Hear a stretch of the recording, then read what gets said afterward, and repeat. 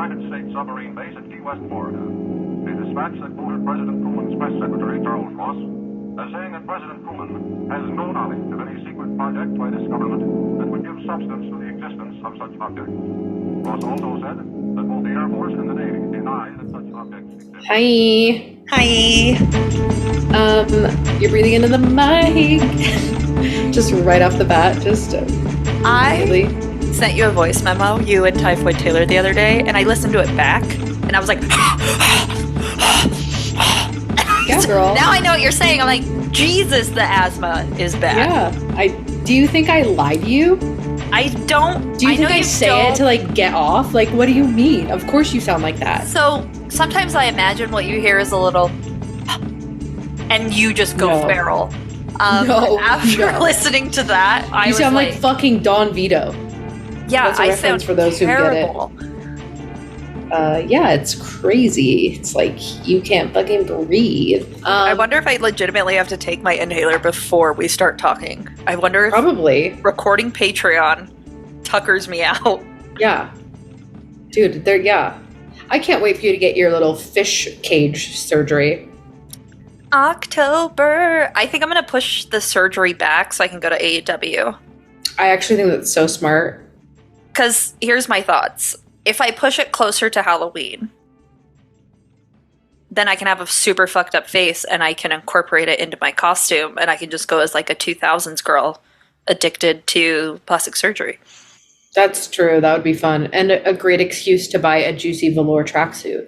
I want one so fucking bad. I went to Ross earlier today. We're going off tangent. This is so stupid. I hate when we do this. But they had so much Juicy Couture stuff that was so cheap. And I was like, I was like picking apples in the orchard with all the Juicy Couture stuff. Yeah. Mitch said that my tracksuit was not cheap. But I was like, you didn't get it from Ross, though. You went to Juicy's website. That was the problem. Yeah. The problem for him, not for me. I think probably $300 or $400 easy, because I get the email notifications because I'm just biding my time to where I can buy one on sale. But they go on sale and they're like 15% off, and they're still $300 or $400. Like, they're insane. Yeah, but that tracksuit really fucking ate the house down. So, he argued with us about that. Yeah, I know. You told me. Stupid. He didn't believe that it would be the best purchase he could make. But, we all make mistakes. Everybody makes mistakes. True. Everybody has those days. Also, I just watched you. Sorry for the tangent again. Oh, what the fucking West. I just saw you drink from the last year's Halloween edition at Starbucks. And you and Ty have the grandes. You have the little guys. I was the only one who got the venti. Mm-hmm. And it fell off of the back of my car. Like, I put it on the back of my car and was taking my laundry basket out, and it fell out. That's your emotional support cup.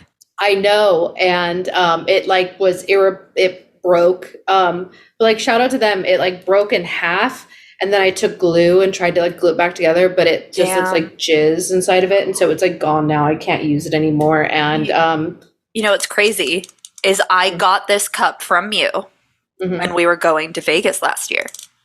Yeah. We have to get you a new cup. I've been looking on Vegas. I've been looking on eBay, and they are for these specific ones. Yeah, for the venti studded glow in the dark Halloween Starbucks cup. They're like $35. Oh, that might be worth it. You can get one off of Amazon for like $32.99. It is expensive, but wasn't this like $20? Yeah, it was almost the same, but the difference is I didn't pay for it. So now I'll have to pay for it, so it doesn't feel as good. I paid for mine, so that's... Well, you paid for mine, and then I sent you a Venmo. Yeah. So... maybe I've been using this. Halloween this year, it will come out. Oh. I saw a... this is the best cup ever. It's it looks like S-M, and you get it at Target, and it is better than a Stanley Cup, and it does not have lead in it like a Stanley Cup does. This keeps my drink cold inside of a hot car. It is very slay, but it's not cute. It's not cunty, so I don't It's not. I miss my studded glow in the dark cup. I missed so much. I saw a preview of the Halloween collection this year, and it's giving poison apple, and I'm not a fan of it. I just sent you a goopy cup. Let me look at what they look at real quick. I hate it when we go off tangents like this. I think it's so fucking annoying. So I don't know what to do. Everyone's Everyone's like, these stupid fucking dumb bitches. And like, I don't blame them. They're so right for saying that. You're right. Yeah. If you don't want us to do it, just tell us and we'll take your feedback. But I don't know how to stop. I'm just driving my car towards the cliff. I've looked it up. Like, I know it's like $35 on eBay for the exact one I want, not some like Etsy bitches rendition of it. Peace and love to them though. So anyway, hey, what's up? My name is Noelle, and if you happen to have a 2022 Venti Starbucks Halloween glow-in-the-dark lime green studded cup, please DM me. If it's under $30, you're willing to part with it for under $30. Yeah. The one, and I'm Chelsea, and I'm looking at the 2023 one, and it is just green with like green goo dripping from it, right? Yeah, it's giving like poison apple. It's like not cute. Why would they do green on? I don't know. Yeah. Like, this is just so simple, and it's so ASMR. Yeah, it's ASMR. It looks amazing. Also, like the actual design of having a glow in the dark cup for when, and that shit shines bright like a diamond. In the middle of the night when it's 3 a.m. and you wake up parched because you've been running in the Sahara Desert in your dreams, and you just like, you see it's just glowing to the left of you, and you just grab it. You know, you don't have to fumble around on your side table that's full of, you know, knickknacks and the portal to Narnia. You just grab the cup because you can see it in your barely open eyes. And that's why the glow in the dark cup is the way. It does, yeah. And the glow in the dark makes you feel special because it's like, I took all of the stars that were on the ceiling of my childhood and I put them into this cup, and I carry it with me everywhere I go. Well, pouring out for Noelle's cup, pouring out for the beginning of this podcast, being completely unrelatable. I know, it's so unrelatable. It's painful. They're just like these stupid bitches. But anyway, let's talk about more unrelatable things. We're going to be talking about, God, I just want to go ahead and say I'm so sorry for the pronunciations. I went to public school in America, so like they barely teach us English. They don't teach us anything else, and they barely teach us how to read. So I'm so sorry. Teresa de, how do you think this is? Capetta? I don't know if it's like Italian or Spanish. Capetta? She was born in Spain. Ahamuda. So I would say Cepida y Ahumada. The Ahumada seems like, it almost seems like not, it seems like Middle Eastern almost, that last name to me. So a little bit. It does, yeah. But I don't know. You're very, I think your pronunciations are probably just as valid and incorrect as mine are. Yeah. So we can just call her Teresa. Yeah, she's Teresa. She would later be known as Saint Teresa of Ávila, the patron saint of headaches. Shout out Chelsea's new patron saint. I know, you sent her to me. You just said Saint Teresa of Ávila, and I looked it up, and it was the patron saint of headaches. And I was like, that's so nice of Noelle. What a good friend. Don't spoil it. I won't. That's what I said. But like, no, you dumb bitch. She's this. And I was like, that's still nice of you, though. Yeah, she can be two things at once. She's also called Saint Teresa of Jesus, and she was born March 28th, 1515, to a prominent and very religious couple in Old Castile, a city in Avila, Spain. Her mom passed in 1529. Shortly after, even though her dad wasn't too happy about it, she went ahead and joined the Carmelite Covenant of the Incarnation in Avila, Spain, which is just like a Catholic covenant. Yeah. The Carmelites, also known as the Order of the Brothers of Our Lady Mount Carmel, or simply the Carmelite Order, are a Catholic religious order founded in the 12th century on Mount Carmel. You know, that's where Carmelite comes from. I think this is a good move for women in the 1500s, personally. Like, if you don't want to get married off, if you don't want to be, like, dead in childbirth, I feel like joining a nunnery, a coven, is probably the way to go. Yeah, it's tough, right? Because I think that I think I'm very influenced by the devils, which is like my only understanding of a nunnery.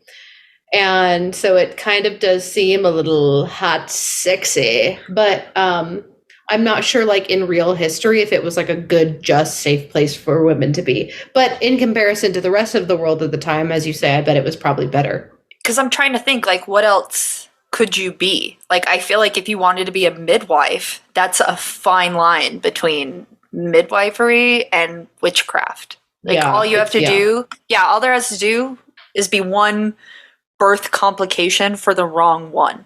Mm-hmm. And then you're burned at the stake. Whereas if you go to a nunnery, at the very least, I feel like you have a routine within four walls.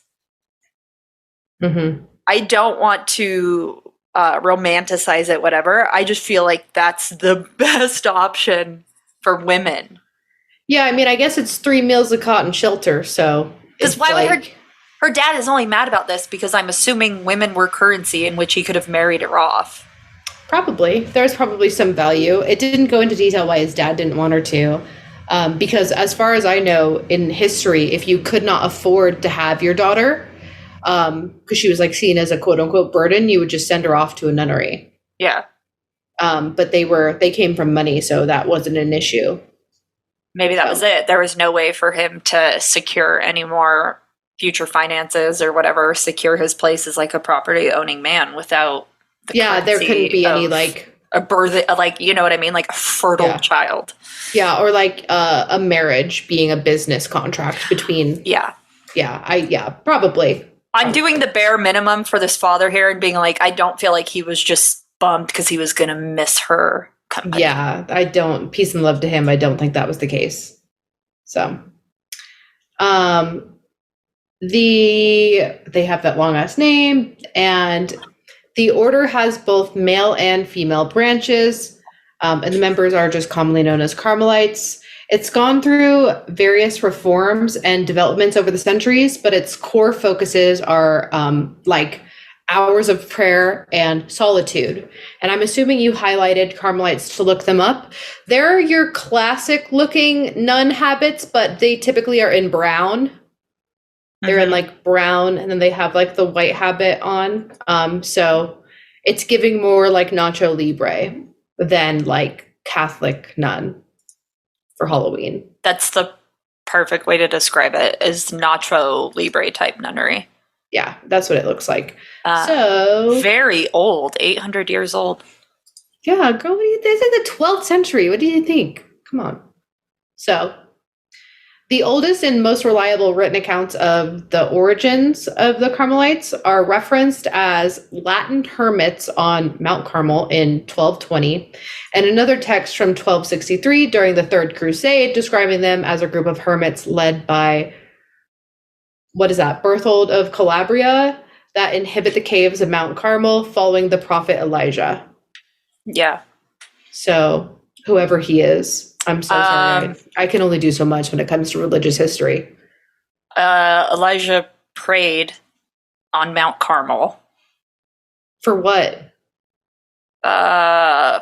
Fuck, dude. Let me go back. Hot fudge sundaes? Because it's Mount Carmel? He prayed at Mount Carmel, and then, he had a sacrifice. He prayed. The sacrifice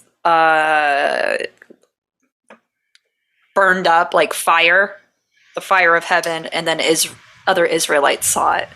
They were doing like witchy sacrifices in the Bible.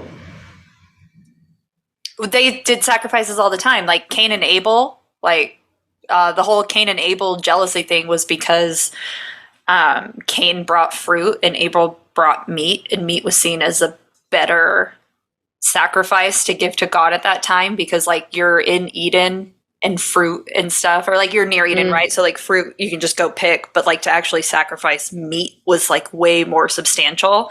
And that's why Cain killed Abel, because God praised Abel for bringing him meat. So yeah, there were sacrifices all the time, but it wasn't human sacrifice, it was just animal sacrifice. Yeah, it was. Didn't God try to make that guy kill his son on top of a hill? And then when he was about to do it, he said, "Just kidding." Yeah. So, there's that. So anyway, When Teresa joined, it was pretty relaxed from what I gather. At her time of entering, the order was receiving a lot of critiques, one being, quote, in between the conversations, the servants, and the jewelry, there was hardly any time or encouragement to develop a deep spiritual life. And I don't really know what that means, but it feels like a dig. This was feedback from the Given Institute, which is a Catholic study group. And in their critiques, they also failed to mention the torment brought down by the Inquisition. So, like, I don't really know how, like, should we take that with a grain of salt? Because they, like, missed out this, like, really big part of history where, like, these people were being, like, subject to abuse and torture. And so, like, I don't know if we should, like, take them seriously about, like, maybe they were just hanging out and wearing jewelry. Like, I don't really know if that's, like, a fair read of the historical timeline. Like, they wanted them to suffer harder and not talk to each other. That's almost what it sounds like. Well, it's like, because the problem with talking about the history of a saint, the history of a woman who was then given the sainthood, is that, like, they have to give her the hero's journey.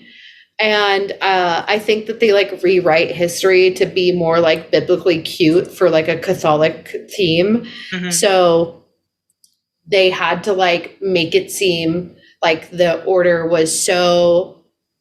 at the time was like a Great Gatsby party. It was just like, you know, tits are out and everyone's partying and, you know, on Long Island. And so then she has to, like, come in and fix everything. And they make it seem like that. But then, like, when you look at the actual historical text, it's like the Spanish Inquisition was coming through and, like, torturing people. Mm-hmm. And so, like, I have a very strong feeling like it wasn't fucking Jay Gatsby up in here, you know? Yeah. But also, I think that's the story they tell. Raise your priests right so that we don't have to send in our nuns to fix them. Is that not the story? I mean, is that not the lesson here? Not really. It was like They were saying everyone. Okay. They were saying everyone was, like, not taking it seriously. But I love that energy. So, yeah. Teresa was rolling nat 20s on charisma. Guests who would come to the order would fall in love with her. They thought that she was witty and that she had a great sense of humor. And between the Goyles, she was known as a great friend to gossip with, which, as we know, gossip, one of our favorite traits on this podcast. Beautiful. She was like a good time, a girl's girl, just fun. Yeah, she was vivacious and lively. Yeah, and when you look at pictures of her, she was kind of like a little hottie. Like, she looked like a little hottie. So, love that. Unfortunately for her, within a couple of years, her health took a nosedive, and she was pretty much bedridden for about 3 years. And it seems like now historians say that she was dealing with both, like, a physical ailment and mental health issues. And in this religious biography, they summarize her as, quote, she often gave up mental prayer entirely, blaming her illness for her lack of enthusiasm, which I think is just, like, she was so depressed that, like, she couldn't even find the motivation to pray, even though she was living in a convent. That's interesting. Yeah. To be, isn't like, it? that sick. I'm looking up at, like, what some people think her mental illness was, and I don't see anything. Like, a lot of times they say, like, epilepsy, right? Like Joan of Arc, they were like, currently epilepsy. But they think maybe physically she was had uterine cancer. Yeah, she definitely had, like, a physical ailment that caused her a lot of pain. But I also think that, like, based off of some of the summaries in the, like, biographies and synopsis people wrote of her, it almost sounded like she had depression. Yeah. As well. And obviously from, like, the physical pain she was going through. So, once she got better, her dedication to the order took a bit of a backseat. And for 15 years, which is, like, a crazy long time, I feel, she was in this in-between state where she would, like, ebb and flow between being present and not caring so much with her apparently strict prayer regimen, which I didn't realize was a thing, that, like, you could live on a covenant and, like, be kind of wishy-washy. But if it's mental prayer, I guess no one really knows, right? If you're, like, not abiding by it. Yeah, so. I think you have to do quite a bit once you take up the habit, honestly. And it also depends on like what you're in, because some of them, like, their entire premise is never speaking ever, and then some of them it's making honey. Like the one up in Huntsville, they made peanut butter and honey, and that was like their main thing. So I wonder if this one, it was just fucking jewelry, you know what I mean? Maybe that's what they meant by it being lax, that they didn't kick people out if they were clearly suffering from, it sounds like depression if you go for 15 years of just being bummed out. Yeah. Yeah. So I will assume. And it wasn't until her 40s when she was encouraged by a priest to take up prayer again. And she did, but she struggled. And an hour of prayer became a punishment where she just counted the minutes and distractions. She later said, quote, "I was more anxious for the hour of prayer to be over than I was to remain there. I don't know what heavy penance I would not have gladly undertaken rather than practice prayer." Which is, she's so real for that. Well, it's like she's so real for that. You know, when you're like in the pit of depression and you're like going to sleep, and there's that like fine line of needing to put your phone down and just focus on nothing. I wonder if it was like similar to that, where she's like, I cannot be alone with my own thoughts, and I can't, you know, I wonder if there was like a level of just no distraction where she's like, I can't fucking do this. But I can also see it just being like, you're so checked out. Yeah. I think of it like when you were in like your last class in school and you would just be like pretending to read, but just looking up at the clock and watching every second go by. Or like even a teacher's in a lecture and you're just like looking at the seconds go by like physically, because you're just so checked out. I could also see it being that. Yeah. I would agree. Some, like myself, would call her visions and supernatural experiences mental illness, but she called them spirituality. And I'm not the only one who thought her visions and conversations with Jesus were a little insane and a little off the rocker. She claimed that Jesus once said to her in a vision, quote, "I would create the universe again just to hear you say you love me." How do you feel about that, Chelsea? Do you ever come across those TikToks and it's like, sure, you say you love me, but like Achilles said, like, I could die 1,000 lifetimes and recognize you and everyone. I don't know what I would say about that. I feel like this reads to me like Wattpad fan fiction. Like I'm so fucking lonely. I'm like a fucking femcel living in a cave in Spain, and like it's against religious text for anyone to touch me, and I'm just so horny. I'm gonna sit, like, I'm imagining this in my fan fiction that like Jesus is down bad for me. You're seeing this as like a sexual type of love, or like a romantic type of love, and not a platonic type of love. This sentence, "I would create the universe again just to hear you say that you love me," is giving 50 Shades of Grey. It's giving supermarket mommy wet dream fantasy core. Are you kidding me? Think about that. That is a line from 50 Shades of Grey, bitch. Come on. Well, okay, Jesus, so I don't put Jesus in anything where that crosses, right? If she viewed it as like a romantic, she doesn't even type of thing. That's how it sounds. Are you get that? But like to a nun, you enter into a relationship with Jesus, right? Isn't that the whole premise? Like you are in a marriage to the church. Yeah, but like this isn't just a marriage. This is like Jesus is in like a 3-piece black suit that's skin tight. And like she's on her knees looking up at him, and he's like grabbing her face and like getting ready to tie her up, and he's like, "I would create the universe again just to hear you say that you love me," and he puts a gag in her mouth. I see it as like you're having like how can you not see that? I just don't. I see what you're saying though. Like it's more of like a CW Jesus. Yes. In hers, I wonder if it was just like more of a vibe or a feeling of emotion and interpretation that she put words to. It's just like giving me like cringy mommy fucking Wattpad fanfic. I digress. So obviously there were rumors and some people in the covenant mocking her. And she, of course, went to go complain to her sexy boyfriend Jesus about the rumors.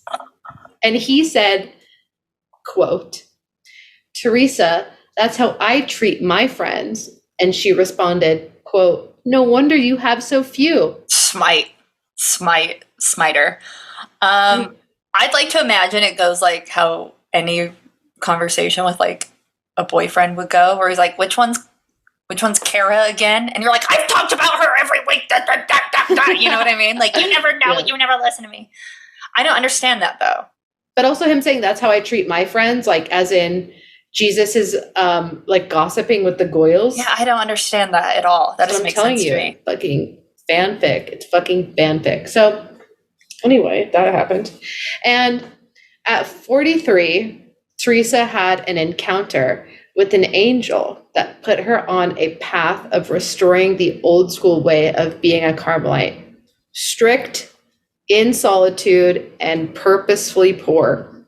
Because again, those Catholics love a punishment, mama. Mm-hmm. This was met with a lot of pushback, obviously. So she went out to create new covenants and traveled to different cities at night to prevent riots from her appearance and preaching.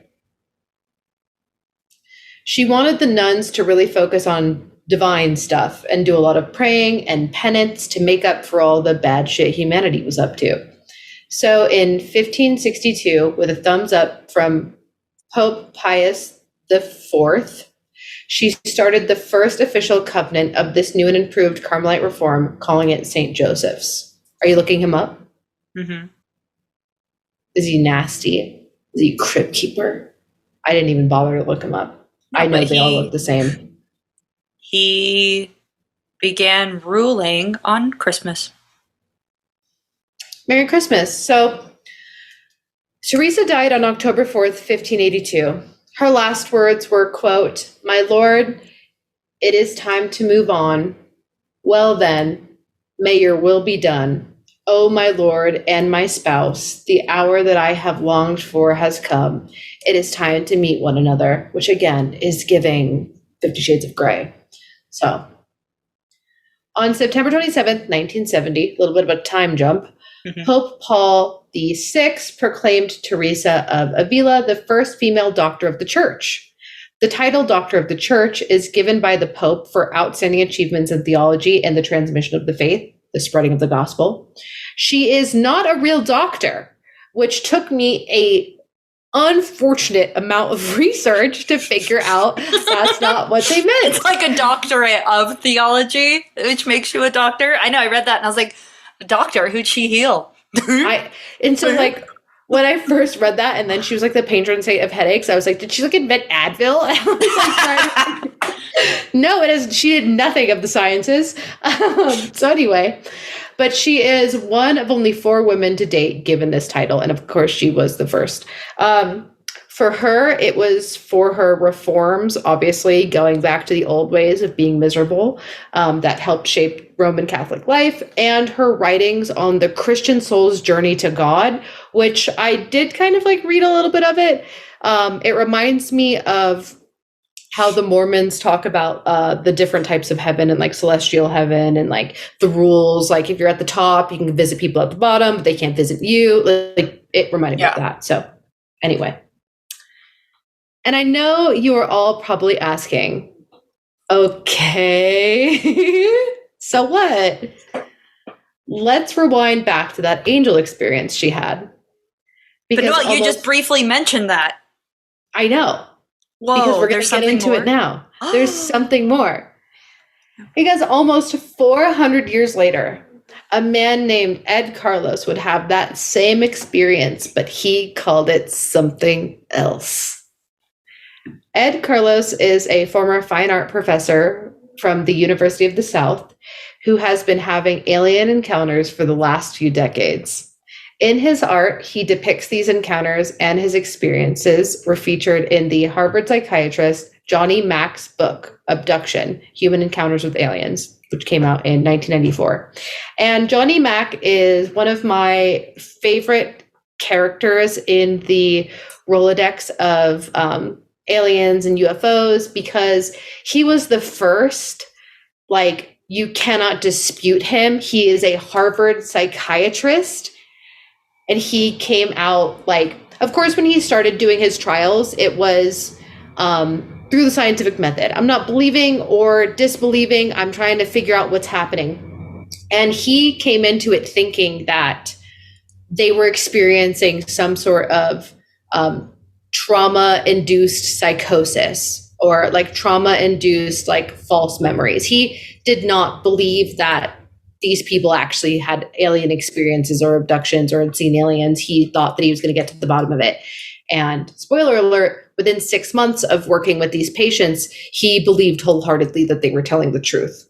And I highly recommend Abduction: Human Encounters with Aliens. I think everyone should read it. It's super interesting. It is literally one of the most pivotal texts when it comes to UFO history in the United States. And this is the literal first time it was taken seriously. Yeah, I pulled up the introduction to the book on Amazon. Do you want me to read the first couple bits? Sure. In the fall of 1989, when a colleague asked me if I wished to meet Bud Hopkins, I replied, "Who's he?" She told me that he was an artist in New York who worked with people who reported being taken by aliens into spaceships. I then said something to the effect that he must be crazy, and so they must. But no, she insisted it was a very serious and real matter. And a day came soon when I would be in New York for another purpose. It was January 10th, 1990, one of those dates you remember that mark a time when everything in your life changes, and she took me to see Bud. Nothing in my then nearly 40 years of familiarity with the field of psychiatry prepared me for what Hopkins had to say. I was impressed with his warmth, sincerity, intelligence, and caring for the people with whom he had been working. But more important than that were the stories he told me from people all over the United States who had come forth to tell him about their experiences after reading one of his books or articles or hearing about him on television. These correspondents, sometimes in minute detail, and those of other abductees or experiencers, as they are called. One of the most specific information that the abductees provided about that is the means of transport to and from the spaceships, the descriptions of the insides of the ships themselves, and the procedures carried out by the aliens during the abductions, which had never been written about or shown in the media. Ooh, it goes on from there. Quite a few pages of introduction. I can't read all of it. Yeah, that's fine. It's like 25 pages. It's great. And I'm not going to let us get into the weeds about it, but it also ties into current day conspiracy about UFOs, because after this book came out and after he started like talking about it more openly and freely and like with a scientific backing, he was randomly killed one day by being hit by a car. So everyone has suspicions about that, because I think like the New York Times was getting ready to meet with him. So anyway, that's a whole other thing. Ed Carlos was also, so he was in that book. He was in the iconic Johnny Mack's book about abductions, and he was also the main point in an independent documentary called Carlos Being of Light, which came out in 2021. Both Carlos and Teresa's encounters were compared in Diana Walsh Peskulka, I don't know. Peskulka academic writings titled From Purgatory to the UFO Phenomenon, the Catholic Supernatural Goes Galactic. And to cite her accreditation, she is the professor and chair of the Department of Philosophy and Religion at the University of North Carolina, Wilmington. So everyone's for real here, bitch. And I have the PDF of this entire paper, if you want it. Send it to me. Which it's super good. I'm on chapter 24 right now. Anyway, Teresa and Carlos, in their respective timelines, face this small being that they both describe as being made of light. The being stabs each with a sharp, probing instrument. While Teresa recounts this experience as a euphoric encounter with an angel, This can also be seen depicted in the sculpture Ecstasy of Saint Teresa, which is described as, quote, a sculpture depicting Teresa of Avila swooning in a state of religious ecstasy while an angel holding a spear stands over her. And if you scroll down, Chelsea, I have a zoomed in picture of it, and you should zoom in more on her face because she's giving an O face for sure. And that arrow is very phallic symbol. And this is obviously interesting to me because everything in her depiction, which I will read in a second, does not match this sculpture. That is not what she saw. That little cherub angel is not. Yeah, that's a teenager. That's a tween. Yeah. So that motherfucker back there is not real. So anyway, while Carlos will recount this as one of his many alien encounters, Professor Diana explains that both Teresa and Carlos have similar experiences, but are attempting to make sense of their experiences by trying to fit them into their own culture's interpretive framework at the time. For Teresa, this, quote, angel encounter would be what altered her future in her religion and is ultimately what put her on the path of like reforming the order. Man, that was a good probing, yeah. Some would say. Imagine right getting probed so hard that you reformed an entire fucking Catholic nunnery. Like the Catholic nuns, yeah. Damn. Some would say a hard probing. So this is how she describes the encounter in her autobiography. Chelsea, if you would like to be Teresa. Beside me, on the left hand, appeared an angel in bodily form, such as I am not in the habit of seeing except very rarely. Though I often have visions of angels, I do not see them. They come to me only after the manner of the first type of vision that I described. But it was our Lord's will that I should see this angel in the following way. He was not tall, but short, and very beautiful, and his face was so aflame that he appeared to be one of the highest ranks of angels, who seemed to be all on fire. In his hands I saw a great golden sphere, and the iron tip, there appeared to be a point of fire. This he plunged into my heart. This he plunged into my heart several times so that it penetrated my entrails.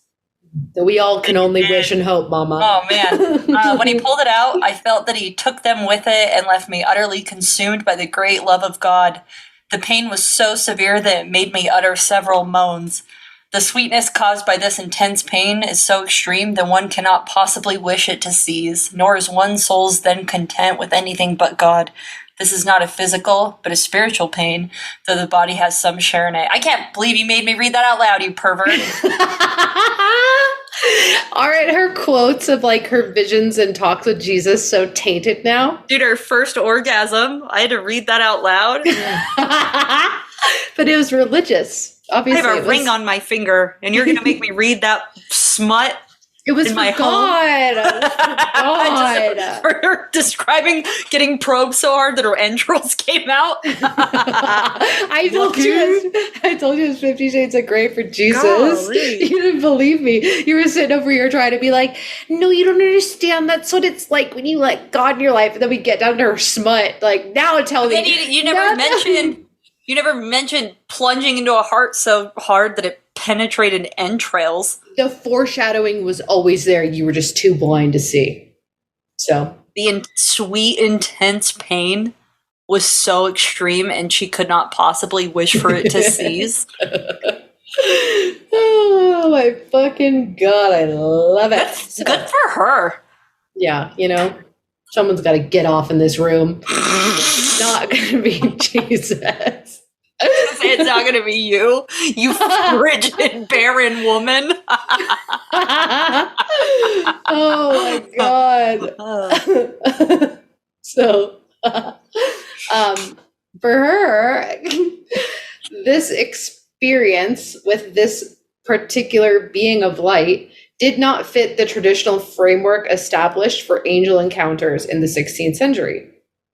I'm going to quote the professor's breakdown of this from chapter 24 of her work. Teresa writes, though I often have visions of angels, I do not see them. Yet she sees this angel. And it is not imaginative, but in bodily form. She notes this difference, which she attributes to God, in saying, "It was our Lord's will that I should see this angel." Catholic theology classifies various types of visions, including intellectual visions and corporal visions, and distinguishes the corporal vision with this description. A corporal vision is when one sees a bodily object. It would appear that Teresa's angel encounter would fit the corporal variety, as she has taken pains to distinguish her visitor as a fleshy alien, as opposed to those she is accustomed to, which are the imaginative variety. You said alien instead of angel, which is a Freudian slip. Sorry, a fleshy angel, as opposed to those she is accustomed to. This one she sees with her eyes, yet her editor curiously states otherwise. Teresa tells us more than once that she never beheld a corporal vision. Did she or did she not? The answer is unknowable. But what is significant is the apparent difficulty Teresa and her later editor have in making her experience fit her culturally established framework. So, if I were to interpret this, she's had visions of angels before, but they're probably like subconscious type things, sleeping, dreams, things like that. Mm-hmm. This was her first tangible skin on skin experience. Yeah. And because at the time they had no concept of alien abductions, alien encounters, probing, things like this, mm-hmm. short little men mm-hmm. who come into your room at night. And they were like, what the fuck could this be other than an angel? Because that wasn't in their cultural zeitgeist to the point. Like that's exactly. Yeah, that's mind blowing. Yeah, exactly. And it's also why the sculpture of this experience versus her actual description of the quote unquote angel are completely different, because they were going off of the cultural zeitgeist of the time, of what they envisioned aliens to be, even though it fully went against her specific descriptions. Even the sculpture itself, like just looking at it, the top of it is arced. And then the light beams coming down, I think, look very UFO-esque. Yeah, yeah. And all of the background of this screams UFO, but I don't particularly like when you get to the sculpture, it looks like a cherub is getting her. Those old dark. It's like a Cupid. It looks like Cupid. Yeah, it looks like Cupid. And even in her description of like pleasure and pain is very reminiscent of what we would later find out in UFO probing encounters, mm-hmm. where like they would feel immense pain or fear, and then telepathically or without like a telepathic body overtaking, they would feel euphoria. Yeah. So, and jumping back to our friend Carlos, during a series of hypnosis sessions that were conducted by psychiatrist John Mack, Carlos recollected a childhood incident involving an encounter with a being that hovered in his bedroom. He depicted this being as a formless, yellow, angelic figure that emanated a brilliant, radiant light. Carlos also recounted a smaller light entity, which he referred to as a little creature, just like the light being Teresa encountered. He then notes being pierced with a wand or rod that acted like a needle with a fiery tip. He says, quote, "It shoots laser light into the body, but it feels like a needle because it hurts, and it resembles a needle." He ends the session saying he experienced an emotional state of intense euphoria with both apprehension and joy during the encounter. So, I ask you and everyone listening, angel or alien? I don't want to answer a question with a question, but if we're talking about making things fit our cultural zeitgeist, is there really a difference? I mean, if you want to continue reading the paper that the professor wrote on this, no. But you then also have to ask the question of, is the current cultural zeitgeist the reality? We now have a word and term for it that is separate from religion, So it's its own individual entity in existence now, that it has always existed, but we now have a term for it separating it from. So I can see that. And then I would also just be like, is it just potato or potato? Like right now are what we would traditionally call miracles now just phenomenon? You know what I mean? Are we just replacing the noun, the adjective, the verb with other things that make sense to us more culturally? Is there really a difference? I mean, I think we've talked about this before when we talk about biblically accurate angels. You know what I mean? When we talk about the seraphim and the actual depiction, the biblically accurate depiction of a cherub, when we looked at those, I think it was like, yeah, this has got to be fucking aliens. Like, this has got to be fucking aliens. Like, there's no way. It was more machine than man. Yeah, it was giving more machine, especially the, God, what was the circle one with like, it almost looked like metal tracks of eyes. Oh, what was that one called? It's not the seraphim. No. The wheels. seraphim, the wheels one. The seraphim is the eye in the middle and all of the wings around it. That's the one everyone likes to draw. The ophanim are the eyes. The wheels of eyes. The wheels of eyes.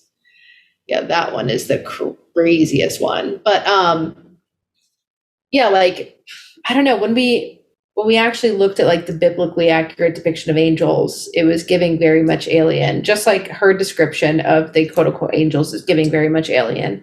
Yeah. And I think the bridge to religion is like the conspiracy of aliens and why they're here, and maybe we were like made from aliens, and you know, that's why we have so many synchronicities across human culture throughout the ages, is because there was that like common thread of this like alien intervention. So it's fascinating, right? I feel like you can make an argument either way, which is what makes shit like this a topic that's important to cover, because it both fits within the parameters of the podcast, but then also within the parameters of like, you start getting off on religion, like religious discussions where you're like, okay, like for someone like you, right, doesn't hold, takes all of this with like a massive grain of salt, very probably into the realm of sodium poisoning, undoubtedly. When you see something like this, I feel like it becomes easier to digest, because I'd buy into an alien abduction any day. You know what I mean? And I feel like an alien abduction is like the scientific, acceptable way, or like, you know, not even acceptable, but I feel like if I were to say, Noelle, an angel came down to a nun and she had a religious experience that made her reform the Catholic Church, you'd be like, shut the fuck up. If I said, Noelle, a UFO came down to a nun and she misinterpreted that to be an angel, which then had massive repercussions to her spirituality, which impacted the Catholic Church. It's a more digestible, right? And I think that's what makes these stories so crazy, because then you're like, if this is an alien, what the fuck else are aliens then? I mean, and that's my question to you as someone who identifies as like religious. Does your relationship to religion change if it turns out that like the Bible is recounting alien experiences? Like, what, and it sounds so funny to say, but like, would things change for you if Jesus was an alien and like God is an alien overlord? No, because I'm not going to pretend to even understand the tangible nature of what I believe in. Because I think like, for me as someone who doesn't believe in like God at all, you know, we always laugh and joke about like the PR campaign that God had to go through between like the Old Testament and the New Testament. And objectively, you find lots of contradiction with like supposedly omnipotent, all knowing, all kind, all forgiving, all graceful, and then having these like horrific, torturous, diabolical, outcomes and reasonings. And so the two things for me can't live in the same realm, which is why I don't believe it. But I could believe like God is just like an alien overlord, and that's why he's not actually like all knowing and omnipotent. That's why he can't cure childhood cancer, because he's like just a guy, and by a guy I mean like an alien who has like powers, but not enough to be like so divine, right? Because even if we're to say like look at the hypocrisy between God and Satan, Lucifer. Why would he create an angel that had the potential to become like jealous and evil and corrupting, if he like, because he's supposed to be omnipotent, all knowing, so he would have known that would have been the ultimate outcome. So why did he do it in the first place? Like, why would he even allow that creation to come to be if it was going to cause such strife and misery and torment and evil and such terrible things to happen?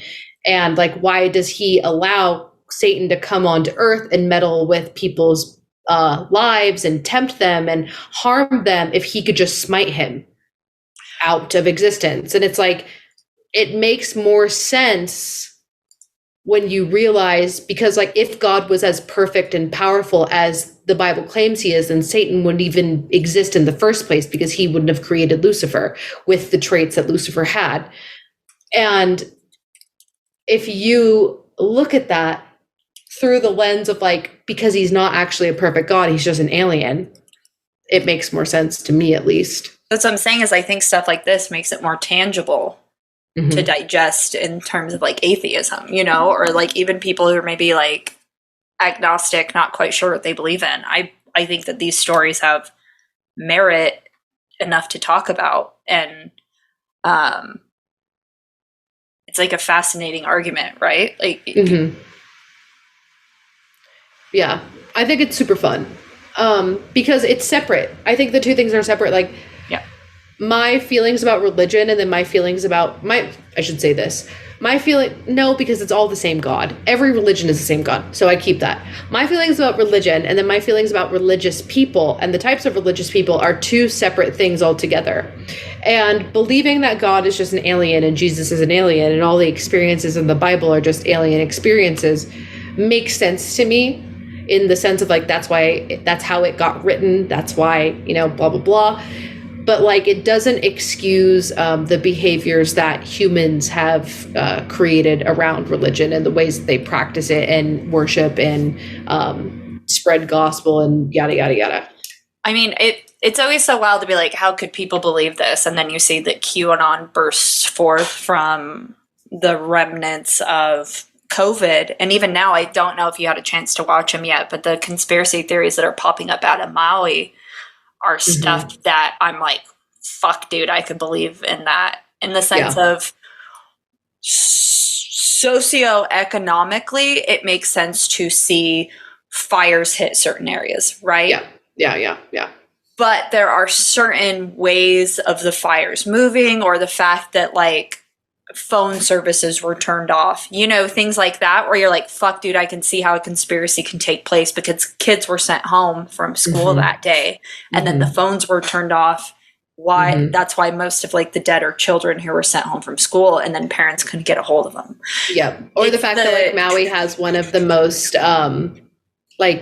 one of the best and most intense like alarm systems for the island, and not a single alarm went off, like a warning alarm. It's just, how did it get so broken? Yeah. It's easy to see how stuff like this gets its fucking wheels, not to like go off of the opening, but it's like, this is how shit gets wheels. It's like we said at Weber State, where there's smoke, there's fire. And that's why it's like, you're never going to know. Right? Should the not knowing lead you down the path of like ostracizing people, or like hating trans folks, or hating gay people? Those are like such jumps from like, how did it go so wrong?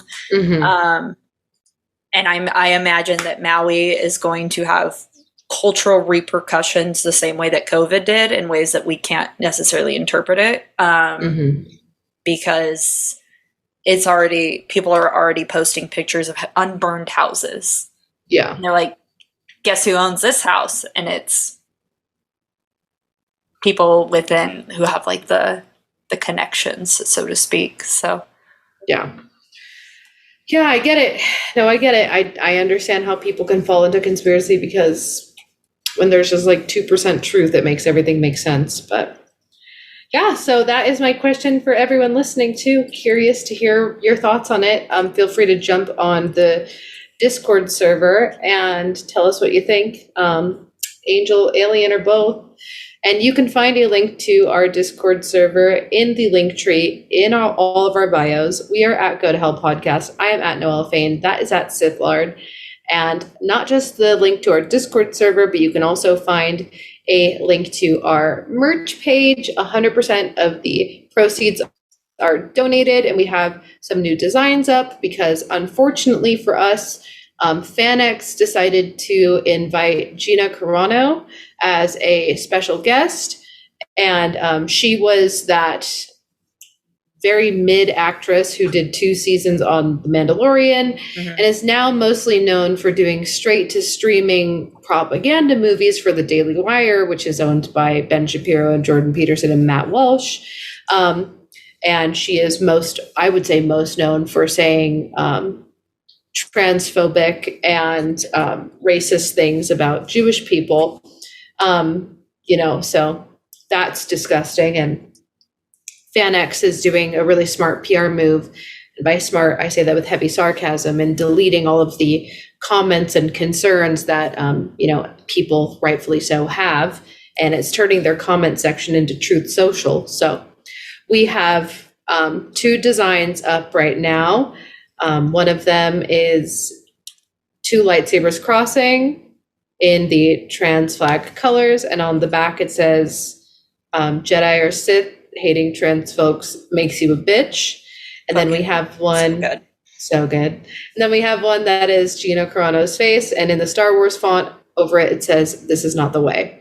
And 100% of the proceeds will be donated to Chelsea.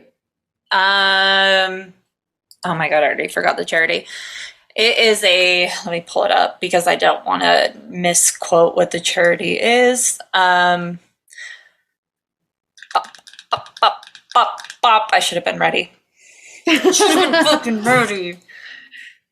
It's actually a really good one. It's like very educational. Also, like, people are like, oh, like, then if you should like not go to FanX and support it, but we're not paying to go there. I think people should go and consume things that they love in ways where it can help them sleep at night. I've said it before, like, if I didn't go to spaces where men made it unsafe, I wouldn't be able to go anywhere at all. But in places like this where we can be advocates, I think it's just as important. Maybe we can hold and be. But anyway, if it's shitty that we go there, we just don't have the education about it anymore. Anyway, we're that was me trying to find the charity. It's the National Center for Transgender Equality. Let me go into their About Us. It was founded in 2003 by transgender activists who recognized the urgent need for policy change to advocate transgender equality.